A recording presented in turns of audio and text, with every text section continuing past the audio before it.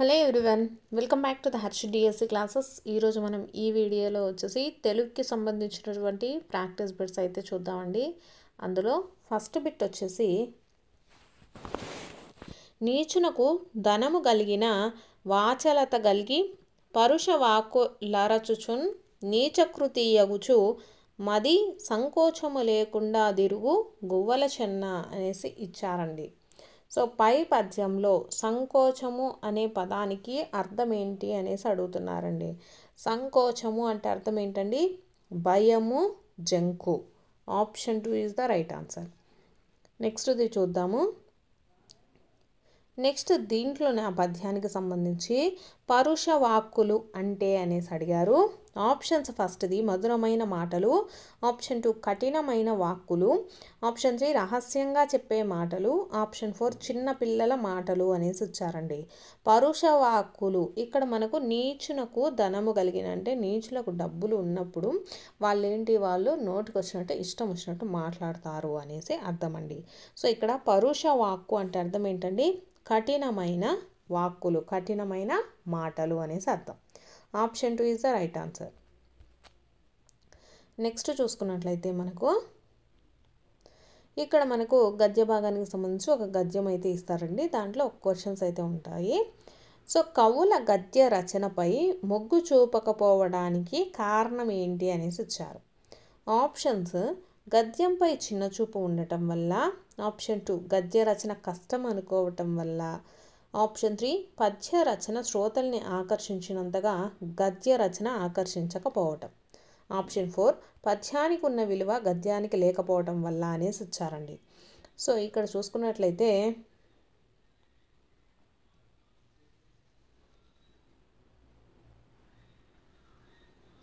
ఇక్కడ మనకేమిచ్చారు? పద్యం లాగా వినడానికి అంత ఇంపుగా ఉండదన్నమాట. అందువల్ల పద్య రచన శ్రోతల్ని ఆకర్షించినంతగా గద్య రచన ఆకర్షించకపోవడంతో మొదటి నుంచి కవులు దీనిపైన మొగ్గు చూపలేదు. సో ఇక్కడ కవులు గద్య రచనపై మొగ్గు చూపకపోవడానికి కారణం ఏంటండి? పద్య రచన శ్రోతల్ని ఆకర్షించినంతగా గద్య రచన అనేది ఆకర్షించకపోవటం. ఆప్షన్ 3 రైట్ అండి. నెక్స్ట్ క్వశ్చన్ చూద్దాము.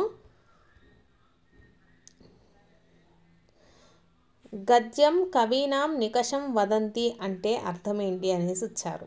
ఆప్షన్స్ ఫస్ట్ది పద్యము గద్యము ఒకటే, ఆప్షన్ 2 గద్యము వదంతుల నిలయము, ఆప్షన్ 3 గద్యము కవులకు కొరకుడు పడదు, ఆప్షన్ 4 కవి ప్రతిభకు గద్యమే గీటురాయి అనేసి ఇచ్చారు.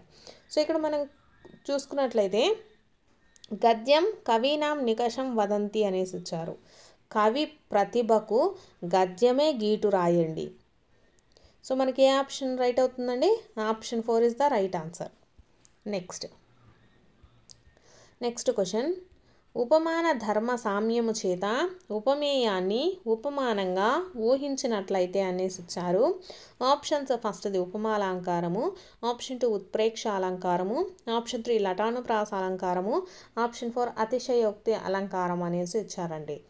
సో ఇక్కడ ఆప్షన్స్ చూసుకున్నట్లయితే అతిశయోక్తి అలంకారం అంటే ఎక్కువ చేసి చెప్పటాన్ని అతిశయోక్తి అలంకారం అంటారు. లటానుప్రాస అలంకారం అంటే మనకు తాత్పర్య భేదంతో చెప్పినట్లయితే దాన్ని లటానుప్రాస అలంకారం అంటాము. సో ఉత్ప్రేక్ష అలంకారం అంటే ఊహించి చెబితే ఉత్ప్రేక్ష అలంకారం అంటాము. అదే పోల్చి చెబితే ఏమని చెప్తామండి? ఉపమాలంకారం అని చెప్తాము. సో ఇక్కడ మనకేముంది? ఊహించినట్లయితే సో మనకేమవుతుంది? ఉత్ప్రేక్ష అలంకారము. Option 2 is the right answer. Next bit, కేతనము పతాకము పదాలకు సరి అయిన పర్యాయ పదం రాయండి అనేసి ఇచ్చారండి. సో పతాకము కేతనము అంటే మనకు ఏమొస్తుందండి? జెండా అనేటటువంటి పర్యాయ పదం వస్తుంది. జెండాకి పర్యాయ పదాలు ఏంది? కేతనం, పతాకం. నెక్స్ట్ ఆచారం సాంప్రదాయం ఇతివృత్తంగా గల పాఠ్యాంశం ఏది అనేసి ఇచ్చారు. ఇక్కడ మనకు ఆప్షన్స్ ఫస్ట్ది బాలచంద్రుని ప్రతిజ్ఞ, ఆప్షన్ 2 చిన్ని శిశువు, ఆప్షన్ 3 కప్పతల్లి పెళ్ళి, ఆప్షన్ 4 యథ అనేసి ఇచ్చారండి. సో కరెక్ట్ ఆన్సర్ ఏంటండి? మనకు కప్పతల్లి పెళ్ళి యొక్క ఇతివృత్తం ఏంటంటే ఆచారము సాంప్రదాయం అండి. నెక్స్ట్ పుస్తక పఠనం మనసుకు ఉల్లాసాన్ని కలిగిస్తుంది. గీత గీసిన పదాలకు నానార్థ పదాలు రాయండి అనేసి ఇచ్చారండి. ఉల్లాసము, ఉల్లాసము అనే దానికి నానార్థాలు ఏమవుతుందండి? ఉల్లాసం అంటే ఉత్సాహము, గ్రంథ భాగం అండి. ఉల్లాసము, గ్రంథ భాగము. నెక్స్ట్, మరణము కలిగింపనిది ఉత్పత్తి అర్థ పదం ఏది అనేసి ఇచ్చారు. సో ఆప్షన్స్ ఫస్ట్ది అమృతము, చక్రము, వనము, నందనం అనేసి ఇచ్చారు. సో మరణం కలిగింపనిది ఏదండి? అమృతము. Option 1 is the right. Next bit చూద్దాము. ఈరోజు పంక్తి భోజనం జరిగింది అనేసి వచ్చారు. సో గీత గీసిన పదానికి వికృతి అడిగారండి. పంక్తి, పంక్తికి మనకు వికృతి ఏమవుతుందండి? బంతి. పంక్తి అంటే బంతి వచ్చేసి మనకు వికృతి అవుతుంది. Option 2 is the right answer. Next bit, జ్ఞానోదయం కలగటం అనే అర్థం వచ్చే జాతీయం ఏది అనేసి వచ్చారండి. జ్ఞానోదయం కలగటం అంటే అర్థం ఏంటండి? కనువిప్పు. కనువిప్పు అంటే మనకు జ్ఞానోదయం జరగడం. సో కాలధర్మం అంటే చనిపోవటము, కనుమూయటం అన్న కూడా అదే. కాలచక్రం అంటే మనకు ఇది కూడా వేరవుతుందండి. సో జ్ఞానోదయం కలగటాన్ని ఏమంటాము? కనువిప్పు. నెక్స్ట్, క్రింది వానిలో కంఠ తాళవ్యాలు ఏవి అనేసి ఇచ్చారు. ఆప్షన్స్ ఫస్ట్ది అచ్చులన్నీ, తర్వాత ఓ, ఓ, ఔ అనేసి ఇచ్చారు. సో వీటిల్లో మనకు కంఠ తాళవ్యాలు ఏమవుతాయండి? ఏ, ఏ, ఐలను కంఠ తాళవ్యాలు అనేసి పిలుస్తారండి. కంఠ తాళవ్యాలు అంటే ఏమేమి వస్తాయి? ఏ, ఏ, ఐ. నెక్స్ట్, గృహస్థ ధర్మాన్ని, సంతాన ప్రాధాన్యాన్ని, సత్యం గొప్పతనాన్ని గురించి చెప్పడమే ఈ పాఠం ఉద్దేశం అనేసి ఇచ్చారండి. సో మనకు ఆప్షన్స్ ఫస్ట్ది నా చదువు, ఆప్షన్ 2 ఆశావాది, ఆప్షన్ 3 ధర్మబోధ, ఆప్షన్ 4 రంగస్థలం అనేసి ఇచ్చారు. సో మనకు కరెక్ట్ ఆన్సర్ ఏదండి? ధర్మబోధ అండి. ధర్మబోధలో మనకు గృహస్థ ధర్మాన్ని, అలాగే సంతాన ప్రాధాన్యాన్ని, సత్యం గొప్పతనాన్ని గురించి చెప్తుందండి ఈ పాఠం. So option 3 is the right answer. Next bit, ఎవరి జయంతిని ఆంధ్ర నాటక రంగ దినోత్సవంగా జరుపుకుంటారు అనేసి అడుగుతున్నారు. ఆంధ్ర నాటక రంగ దినోత్సవం అండి. సో ఎవరి దినోత్సవము? కందుకూరి వీరేశలింగం అండి. కందుకూరి వీరేశలింగం యొక్క జయంతిని వచ్చేసి ఆంధ్ర నాటక రంగ దినోత్సవంగా జరుపుకుంటాము. నెక్స్ట్ బిట్, ఇక్కడ జతపరచండి అనేసి వచ్చారండి. భరత ప్లస్ ఊర్వర అంటే మనకేమవుతుంది? భరత ప్లస్ ఊర్వర, భరతోర్వర, ఇది మనకు గుణసంధి అవుతుంది. నెక్స్ట్, ప్రాణమున్ ప్లస్ తీసెను, ప్రాణము తీసెను. సో ఇది మనకు ఏమవుతుందండి? సరళాదేశ సంధి. నెక్స్ట్, 15 ప్లస్ ఏళ్ళు, 15 ఏళ్ళు. సో ఇక్కడ మనకు ఏమవుతుందండి? అత్వ సంధి. నెక్స్ట్, అను ప్లస్ అశ్రం అనేసి ఇచ్చారు. అను ప్లస్ అశ్రం అన్వాశ్రం. అన్వాశ్రం కాబట్టి ఇదేమవుతుంది? యనాదేశ సంధి. భరత ప్లస్ ఊర్వర వచ్చేసి భరతోర్వర అండి, గుణసంధి. నెక్స్ట్, ప్రాణమున్ ప్లస్ తీసెను, ప్రాణమున్ తీసెను, సరళాదేశ సంధి. నెక్స్ట్, 15 ప్లస్ ఏళ్ళు, 15 ఏళ్ళు. సో ఇదేమవుతుంది? ఉత్వ సంధి. నెక్స్ట్, అను ప్లస్ అశ్రము అన్వాశ్రము, యనాదేశ సంధి అండి. నెక్స్ట్ బిట్ చూద్దాం. కర్మధారయ సమాసం అంటే ఆప్షన్స్ వచ్చేసి విశేషణము సర్వనామం సమాసంగా మారటం అనేసి వచ్చారు. విశేషణము క్రియ సమాసంగా మారడం. ఆప్షన్ 3 విశేషణానికి నామవాచకానికి సమాసం జరగటము, విశేషానికి అవ్యయానికి సమాసం జరగడం అనేసి వచ్చారు. సో మనకు విశేషణ కర్మధారయ సమాసం గురించి మనకు 9th క్లాస్ తెలుగులో ఉందండి, సెకండ్ లెసన్లో. సో క్లియర్గా ఉంది. ఎవరైనా చదవాలనుకుంటే అక్కడికి వెళ్ళి చూడండి. సో ఫస్ట్ ఇక్కడ కర్మధారయ సమాసం. కర్మధారయ సమాసం అంటే విశేషానికి అలాగే నామవాచకానికి సమాసం జరగటాన్ని మనము కర్మధారయ సమాసం చెప్తామండి. కర్మధారయ సమాసం అంటే ఏంది? విశేషణానికి అలాగే ఒక ఏదైనా నామవాచకానికి సమాసం జరిగితే దాన్ని కర్మధారయ సమాసం అనేసి చెప్తాం. నెక్స్ట్, పాతోది పదానికి అర్థం ఏది అనేసి అడిగారు. ఆప్షన్స్ ఫస్ట్ సముద్రము, ఆప్షన్ 2 చెరువు, ఆప్షన్ 3 నది, ఆప్షన్ 4 పాతాళం అనేసి ఇచ్చారు. పాతోది, పాతోది అంటే అర్థం ఏంటండి? సముద్రము. నెక్స్ట్, వర్తమాన కాల అసమాపక క్రియను ఏమని పిలుస్తారు అనేసి ఇచ్చారు.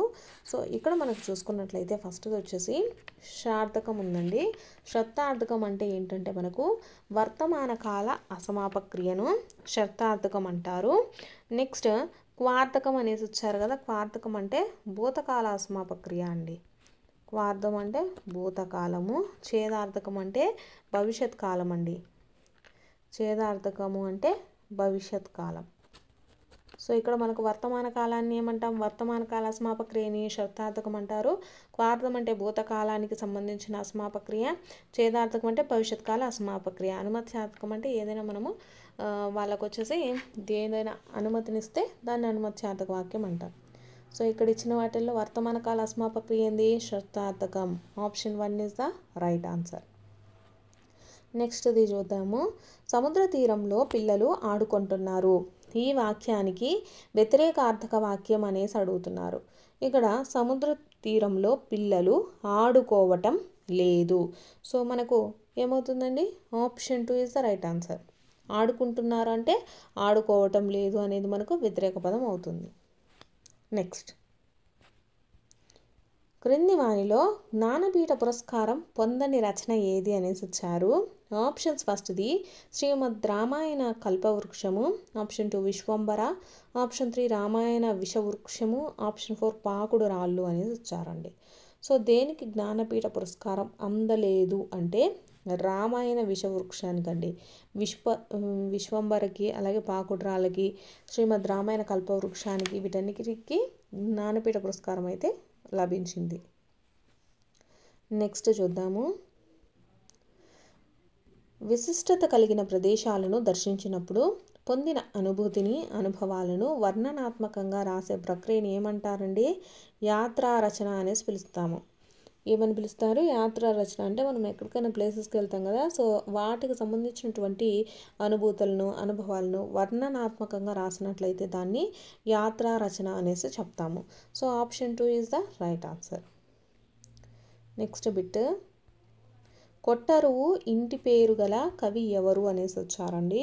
Options first Tikkana, option 2 Nannaya, option 3 Errana, option 4 Potana అనేసి వచ్చారు. సో కొట్టరువు అంటే ఏంటంటే మనకు ఎవరికి ఉందండి, తిక్కన్నకి. తిక్కన్న యొక్క ఇంటి పేరు వచ్చేసి కొట్టరువు అండి. సో మనకు option 1 is the right answer. Next ఇది చూద్దాము. గురువు లఘువులు ఇలా ఉంటే ఈ పద్యం ఏమవుతుంది అనేసి వచ్చారండి. ఫస్ట్ చూసుకున్నట్లయితే మనకు ఒక గురువు ఉందండి, ఒక గురువు, 2 లఘువులు అంటే మనకు భగనం అండి. నెక్స్ట్ ఒక గురువు, లఘువు, గురువు ఉంటే రగనము. సో బార అంటే భరణ బబరవ అవుతుందండి. భరణ బబరవ ఉన్నట్లయితే సో ఈ గణాలు మనకు ఏ పద్యంలో ఉంటాయండి, ఉత్పలమాల పద్యంలో ఉంటాయండి. So option 2 is the right answer. Next, వేదిక మీద నటించే సమయంలోనే ఒక స్త్రీ ప్రసవించింది. ఇది ఈ నాటక సమాజంలో జరిగింది అనేసి ఇచ్చారు. ఆప్షన్స్ ఫస్ట్ది అభ్యుదయ నాటక సమాఖ్య, ఆప్షన్ 2 సురభి నాటక సమాజం, option 3 Guntur first company, option 4 Bandar Jaganmohini సమాజం అనేసి ఇచ్చారండి. సో ఎక్కడ అంటే సురభి నాటక సమాజంలో జరిగిందండి. So option 2 is the right answer. Next question, సంధి జరిగే 2 పదాలలో పూర్వ పదము చివరి అచ్చును ఇలా అంటారు అనేసి ఇచ్చారండి. సో మనకు సంధి జరిగినప్పుడు 2 స్వరాలు ఉంటాయంటే అది ఏంటంటే పూర్వస్వరం. మనకు ఫర్ ఎగ్జాంపుల్ ఏదైనా ఒక పదం తీసుకున్నాం అనుకోండి, దాంట్లో మొదటి పదం ఫస్ట్ది ఏదైనా పదం ఉంటే దాంట్లో చివరి అక్షరంలోని స్వరాన్ని వచ్చేసి పూర్వస్వరం అంటామండి. ఏమంటామంటే పూర్వస్వరం. అదే మనకు సంధి జరిగినప్పుడు నెక్స్ట్ ఇంకొక పదం ఉంటుంది కదండి. సో రెండో పదం మొదటి అక్షరంలో ఉండేటటువంటి స్వరాన్ని వచ్చేసి పరస్వరం అంటామండి. ఏమంటాము, పరస్వరం అనేసి పిలుస్తాము. అర్థమైంది కదా. ఏదైనా రెండు పదాలకు సంధి జరిగినప్పుడు, ఇది ఫస్ట్ పదము ఇది సెకండ్ పదం అయితే సంధి జరిగినప్పుడు మొదటి పదం చివరి అక్షరంలో ఉండేటటువంటి స్వరాన్ని వచ్చేసి పూర్వస్వరం అంటాము. రెండో పదం మొదటి అక్షరంలో ఉండేటటువంటి స్వరాన్ని పరస్వరం అంటాము. సో ఇక్కడ ఏం జరిగింది, సంధి జరిగే రెండు పదాలలో పూర్వపదం చివరి అచ్చును, పూర్వపదం యొక్క చివరి అచ్చును ఏమంటామండి, పూర్వస్వరం అంటాము. So option 2 is the right answer. Next bit, తను జీవితంలో ఎన్నో కష్టాలను ఎదుర్కొని ఈ స్థితికి చేరానని కలాం అన్నారు అనేసి వచ్చారు. సో ఈ వాక్యాన్ని ప్రత్యక్ష కథనంలోనికి మారుస్తే ఏమవుతుందండి అంటే, ప్రత్యక్ష కథనం అంటే కలామే చెబితే ఎలా ఉంటుంది అనేసి చెప్పారు. సో ఇక్కడ తను అనేది మనకు ఎలా మారుతుందండి, వాళ్ళు ప్రత్యక్షంగా చెప్తున్నప్పుడు నేనులాగా మారుతుంది. నేను జీవితంలో ఎన్నో కష్టాలను ఎదుర్కొని ఈ స్థితికి చేరాను అనేసి కలాం అన్నారు. So option 4 is the right answer. Next bit, తగనము గురువు లఘువులు గుర్తించండి అనేసి ఇచ్చారు. సో తగనము అంటే మనకు రెండు గురువులు ఒక లఘువు ఉంటే తగనం అండి. సో వీటిని ఈజీగా ఎలా గుర్తుపెట్టుకోవాలంటే, నేను మీకు ఆల్రెడీ చెప్పాను చాలా క్లాసులలో, యమాతారాజ బాణసలగం అని మనకు చిన్నప్పుడు కూడా చెప్పే ఉంటారు కదా.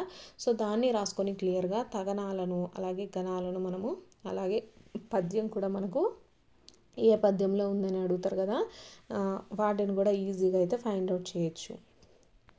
నెక్స్ట్ క్వశ్చన్ చూద్దాము. ఆహాహా ఎంత వైపరీత్యము, ఇది ఏ రకమైన వాక్యం అనేసి ఇచ్చారు. ఇక్కడ మనకు ఆహాహా అంటే ఏంటండి, ఇది ఆశ్చర్యార్థక వాక్యం కాబట్టి ఇది మనకేమవుతుంది, ఆశ్చర్యార్థక వాక్యం అవుతుంది. So option 3 is the right answer. అనుమత్యార్థక వాక్యం అంటే మనం దేనికైనా అనుమతినిస్తున్నాం అనుకోండి, నువ్వు ఇక్కడి నుంచి వెళ్ళవచ్చు అంటే అనుమత్యార్థక వాక్యం అవుతుంది. ప్రార్థనా వాక్యం అంటే నువ్వు ఇది నాకు తప్పకుండా చేసి పెట్టు అనేసి అడుగుతూ ఉంటాం కదా, సో అది ప్రార్థనా వాక్యం అవుతుంది. ప్రశ్నార్థక వాక్యం అంటే మీకు క్వశ్చన్ మార్క్ ఉంటే, అంటే నీ పేరేంటి, మీ ఇంట్లో ఎక్కడ, ఇలా అడుగుతాం కదా, అవి ప్రశ్నార్థక వాక్యాలు అవుతాయన్నమాట. సో ఇక్కడ మనకు ఆన్సర్ ఏమవుతుందండి, ఆశ్చర్యార్థక వాక్యం. నెక్స్ట్ క్వశ్చన్ చూద్దాము. ప్రతిజ్ఞ రచయిత ఎవరు అనేసి ఇచ్చారు. మనకు ప్రతిజ్ఞను రచించింది ఎవరండి, పైడిమర్రి వెంకట సుబ్బారావు గారు మన ప్రతిజ్ఞను అయితే రచించడం జరిగింది. Option 1 is the right answer అండి. నెక్స్ట్ క్వశ్చన్, నీవు ఈ పని చేయకు, ఇది ఏ రకమైన వాక్యము అనేసి ఇచ్చారండి. మీకు ఆల్రెడీ చెప్పాను కదా, ప్రశ్నార్థక వాక్యం అంటే క్వశ్చన్ మార్క్ ఉంటుంది. సామర్థ్యార్థక వాక్యం అంటే సామర్థ్యాన్ని తెలియజేస్తుంది, అంటే రవి ఆ కొండను ఎత్తగలిగాడు అనేసి చెప్తాం కదా, అంటే అది అతని యొక్క సామర్థ్యాన్ని తెలియజేస్తుంది అనమాట. నెక్స్ట్ నిషేధార్థక వాక్యం అంటే నువ్వు ఈ పని చేయవద్దు, అంటే నిషేధాన్ని తెలియజేస్తుంది కాబట్టి ఇది నిషేధార్థక వాక్యం అవుతుంది. ఏదైనా అనుమతినిస్తే అది అనుమత్యార్థక వాక్యం అవుతుంది. సో ఇక్కడ ఈ క్వశ్చన్కి ఆన్సర్ ఏంటండి, option 3 is the right answer. So ఇవే వచ్చేసి మనకు తెలుగుకి సంబంధించినటువంటి ప్రాక్టీస్ బిట్స్. మీకు కనుక వీడియో నచ్చినట్లయితే తప్పకుండా లైక్ చేసి సబ్స్క్రైబ్ కూడా చేసుకోండి.